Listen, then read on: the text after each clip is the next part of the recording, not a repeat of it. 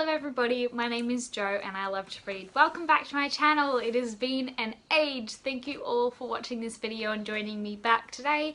I'm going to be doing a October wrap up, which is a little bit interesting, but first I want to give you guys a bit of a life update to explain where I am in a lot more detail. I know I kind of was talking about this in previous ones, but I didn't really talk about the cause behind the slumps and the not so much reading because I couldn't tell anyone, but I want to tell you now. I will put a timestamp in so that if you don't care at all and you just want the wrap up, you can go straight to it. But for those who do care, I am here to tell you that I am 12 weeks pregnant today. That makes me in the last week of the first trimester, and the rate of miscarriage has severely dropped, especially because I had a quick ultrasound yesterday at my doctor's and the baby was like moving around and wiggling like crazy, especially when I talked and laughed, which was really fun to see. I wasn't expecting this. I've never been pregnant, never had kids before, so it was kind of amazing to me that my doctor had like this little tool attached to her iPad so that she was able to like have a look,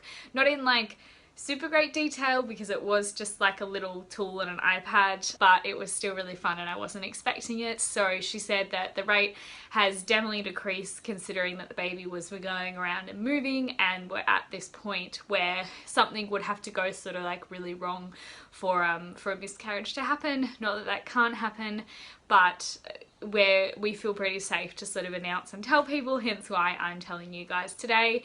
I am still waiting for some results from a NIPT test on Monday. They were supposed to come on Friday, but I'm waiting for them to come on Monday.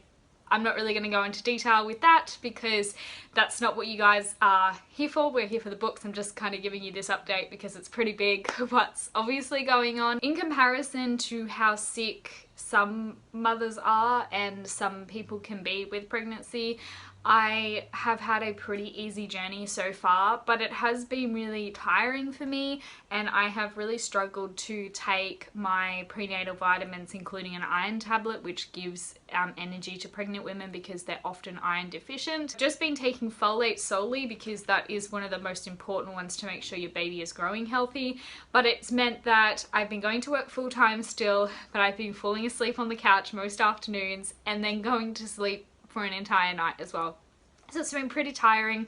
I feel a bit more like myself now, and I have like in these later weeks, but it was really hard sort of around like week 4 to like week 8, I think, was like pretty rough. Even though, as I said, it's not as rough as some other women get, it still is really difficult. And my main thing actually has been not that I have like food aversions or cravings at the moment, but if I don't eat on time, then I kind of go beyond hunger and I feel sick, but the only way to like fix that is to eat, but I don't feel like eating because I feel sick, and that's really hard. And you kind of ask, why wouldn't you just eat on time? Well, I'm trying to now. I've kind of worked it out, but it's really difficult when you don't feel like eating anything, like literally nothing sounds good. It's really hard to force yourself to eat. So that was really difficult, but I'm feeling pretty good now. And you know, a lot of the stress of like worrying about miscarriage in the first trimester is pretty much gone now. So it's just these test results on Monday that we're waiting for, but I'm feeling pretty happy, and we've been telling some family members, and hopefully once I got that call from the doctor to fingers crossed say that everything's okay, I will be letting my work know. But if you're wanting to know more in-depth details about that kind of stuff and about my life, I've actually decided to start a Patreon. So all it is $2 a month with one bonus video, which is a personal vlog, which will probably end up being like at least like half an hour, potentially an hour. So it's going to be a month-long vlog. I'm not going to talk a lot about reading in it, maybe like a little bit, but it's mostly going to be about my life because at the moment the biggest thing happening in my life is the pregnancy and the baby. I'll be talking about that a bit, so if you want to get more updates, more in-depth stuff about that or just about me, then join up. I'll leave a link down below. I'm currently filming my November vlog, but if you join up now, you'll get a bit of a taste in a short September vlog that I was recording just to sort of see how that was going to go and if my life looks interesting enough. And I also uploaded our trying to conceive journey, our TTC journey, where that video goes for about half an hour where I'm showing you along the journey of conceiving this baby. So if you want to get more of that content, you can go there, but by all means you don't have to. And I definitely intend to continue to be making booktube videos. I'm not like I'm probably not going to go back up to 2 a week, though at the moment that's what I feel like doing this weekend. I feel like filming 2 videos so that I can do the 2 a week, but I'm not going to push myself. But I still want to do the weekly one. I'm going to respect my body and how I feel and what I want to do, but I still want to try and get that weekly content out because I really enjoy it. It's really fun, and it's been really shit that I haven't been able to, and that I also haven't felt well enough to keep up with other people's channels. I'm so behind. I actually can't wait for the release of the new Pokemon game, because then that means that I'm going to be spending a lot of time gaming and catching up on BookTube, but that's still later on in the month. So I'm trying to catch up now. It's just a bit difficult to kind of like squeeze a month's worth of everyone's content into like a week. So I'm getting there slowly.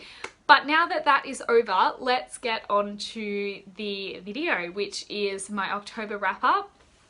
And it's a bit sad. I had a really rough reading month in October.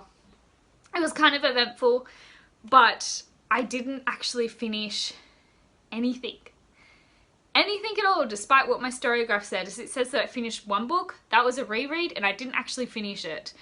So let's get into it. I talked about this Poison Heart in my September wrap up, but I've definitely decided to DNF it this month. I was a bit kind of unsure. I might pick it up again later, but I've just decided just not to.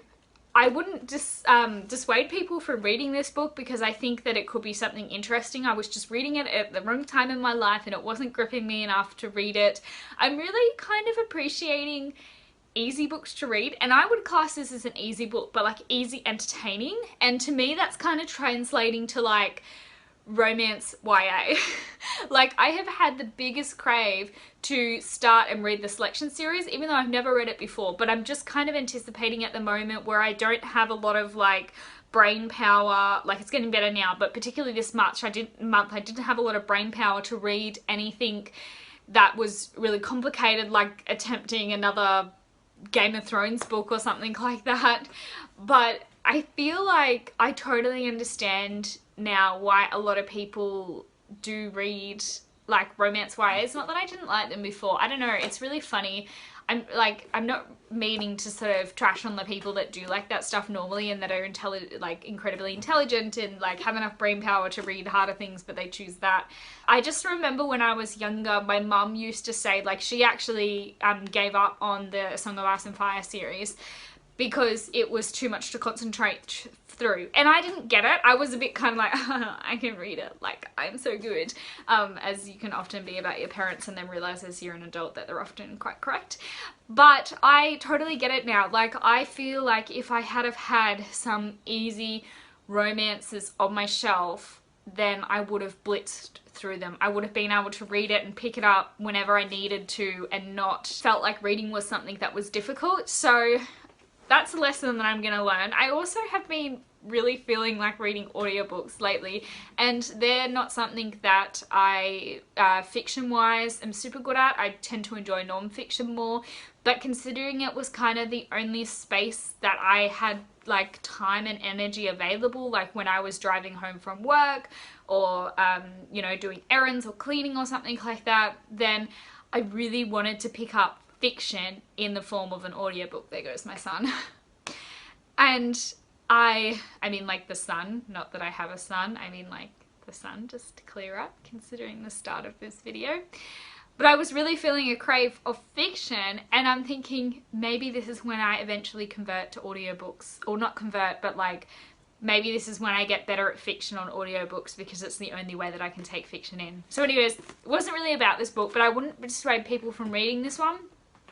It's like a, as far as I can tell, it's a younger YA featuring a girl that has plant magic, and I didn't actually get up to the cool bit when she inherits like her family's place and she is growing all these poison plants.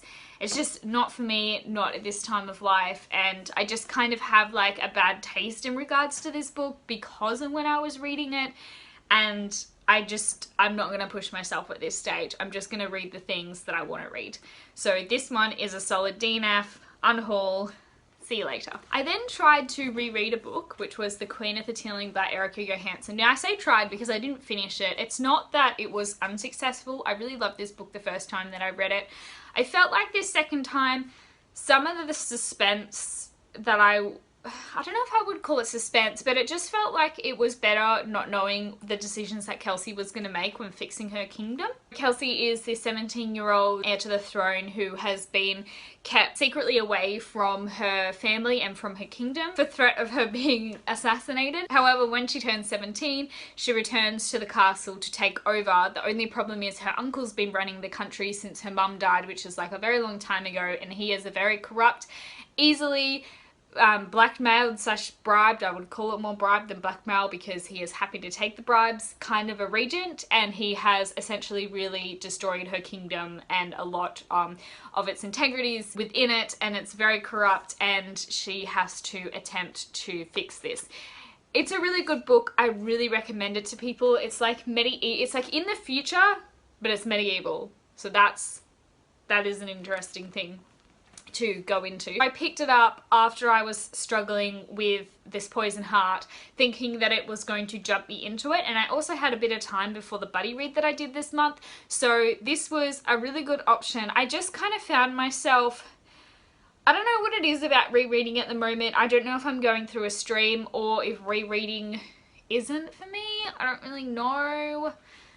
I'm still learning all this kind of stuff, but I'm sort of like the suspense is gone of the novel, and I just was happy to move on from this when it was time to do the buddy read. I still enjoyed it when I was reading it. I just wasn't like, I absolutely loved and was dying to read this book and to finish this book the first time I read it, and it just kind of felt like the magic wasn't there when I tried to reread it. But I still highly recommend it. I mean, the first read it was amazing. Like, Erica Johansen is so good at writing that it actually made me feel really sad about my own writing because I felt like I could never be as good as her. So if that doesn't tell you anything. And it's also a book that kept me super engaged despite having no romance, pretty much. There's like tiny little like thoughts about romance, but nothing that actually eventuates, and that is the first book since I was like a late teen that kept me invested enough in the story without romance being anywhere in the plot, so that also says a lot too. My buddy read was My Dark Vanessa by Kate Elizabeth Russell, and that was with Sandy from Ms. Read A Lot. I will leave a link to her channel below. It was really fun to do this buddy read. I've never done an official booktube buddy read before. I've done like one on Instagram like years and years ago. That was a lot of fun as well. We buddy read Brazinger, I think it was, and that was, yeah, Brazinger's the third one, isn't it? Yeah, that was a lot of fun. Sandy was really helpful in kind of like showing me the way that she has before, which is through using an app called Voxer. That was a lot of fun. I was a little bit like nervous to be like chatting to someone, but it was really good. It was really effective, and I feel like we delved into a lot of things, like a lot more of our thoughts than you would have via text, because like having to type it all out is like time consuming, and it was just really easy to talk about our thoughts, and that was really good. I did DNF this, and it was sad that I DNF'd my buddy read, but it was really glad at the same time that I buddy read with Sandy, because I still wanted to know what happened, whether it got better in my opinion, but as popular as this book is, I cannot find a chapter summary online. Sandy was able to tell me sort of what happens at the end, which is good, and I'm not going to tell you, spoilers, I'm not going to do that to you. I ultimately don't think I was able to finish this because the topic is really hard. But the main thing that was kind of frustrating for me, sorry, I know that I keep kind of like looking around and stuff. I'm not used to filming. I'm sorry. I'm glad you guys are here. I just want to look you in the eyes, so I'm going to try and do that. And the main thing that I found a bit frustrating is that the book is divided into two different timelines, which is in the past where we're seeing Vanessa become groomed and then abused by this teacher, and then there is in the present day when the teacher has actually been accused of assaulting another student, and that student is trying to get Vanessa, because she's heard the rumors, and she's trying to get Vanessa to accuse him, but Vanessa still has like this weird friendship relationship with her teacher, and he's very like hell-bent, well not hell-bent, but he's very like concerned that don't say anything and don't dob me in and all that kind of stuff. And what frustrated me the most about this book, without super going into spoilers, is that present day Vanessa is not active in her life. I felt like that she's not an active participant, and I know that it's kind of like pretty high and mighty for me to say that, considering that I've never been in this situation. But it was frustrating for me purely just as a reader reading something for entertainment that she was not active in her life, and that was really frustrating. Like, whether her opinions on her teacher were right or wrong, I just felt like she was not going anywhere, she was not striving for anything, she was not trying to do anything. And that was really, really frustrating for me to read, and it just kind of helped to combine with like this depressing tone, and some of the stuff that she was recounting in the past was really hard. And altogether, again, like reading it at a time in my life where I was being really slumpy and only had a small amount of time to feel okay to read, I just could not, and I didn't want to. And Sandy is such a lovely person that she didn't mind at all. She absolutely understood, and you guys should go check her out. She has her October wrap up already, where she talks about her thoughts in this book as well. But it was, the buddy read aspect was really fun, and it was really good to share like deeper thoughts. I feel like through discussion with people I get more deeper thoughts, but ultimately this book was a bit of a flop for me, and I'm also going to unhaul it. I appreciate it for what it is, I just didn't find it enjoyable, and it just kind of made me sad. And then in between my Dark Vanessa, I started to pick up, so whilst I was sort of reading my Dark Vanessa, and if I was like, I was ahead for like a tiny little bit, go me. I was reading The Countries of the World in Minutes by Jacob F. Field. This is one of the non-fiction books that I purchased a while ago, so that's kind of hard to see, isn't it, in like my ring light. I gotta say, like, I'm kind of enjoying this new setup, and this t-shirt that I like hardly ever wear. I always forget about it and think it's gonna look dumb, but, and like the fact that my hair is like wavy because I had a shower this morning and I plaited it. I just feeling happy even though the sunlight's disappeared. I'm not very far through this book, but I'm up to page 50. But it was what I was reading in between in sections. I'm probably going to continue to slowly read this, though hopefully I can pick up a couple of pages a day so that I can get it finished in November. But it has a page on, or 2 pages really, because it's got a map, but it's got a page of information on every country, every recognized country of the world, which is very interesting. I want to kind of research into what are the not recognized countries. It's like that whole non-fiction thing where I find it difficult that I'm going to forget everything, but it's fun reading countries that I've never heard of before. I'm currently rereading an old favourite at the moment, and I'm not going to talk about it because it's by that author and it's been a lot of fun, but I don't need to talk about it at all. I'm really hoping in my next vlog that I have a lot to talk about, so not my next vlog, in my next wrap up that I have a lot more to talk about. This is my TBR that keeps growing and not shrinking, so I think after this one I'm going to film a TBR video, and I would like to, if I'm still on like an editing high, I might put it out. I'm going to put this wrap out this weekend, but I might put out my like how my physical TBR is at the moment out on Wednesday. We will see, or it'll be next, an upload for next weekend's video. So thanks so much for joining me back here. I'm so sorry that I have been absent. Thank you so much for sticking around. I am still enjoying, I'm still glad that I've been able to like slowly watch a few videos from other people, so I've kind of like been able to stay in the minds of the people that like I consider my booktube friends as well. So yeah, thank you for all your patience, and I will chat to you guys in my next video. Don't forget, if you want more personal updates, then check out my Patreon. It's only $2 a month, but see how you go. No pressure, but I'll leave the link down below. Thanks so much. Don't forget to like, comment and subscribe, and I'll see you guys next time. Bye!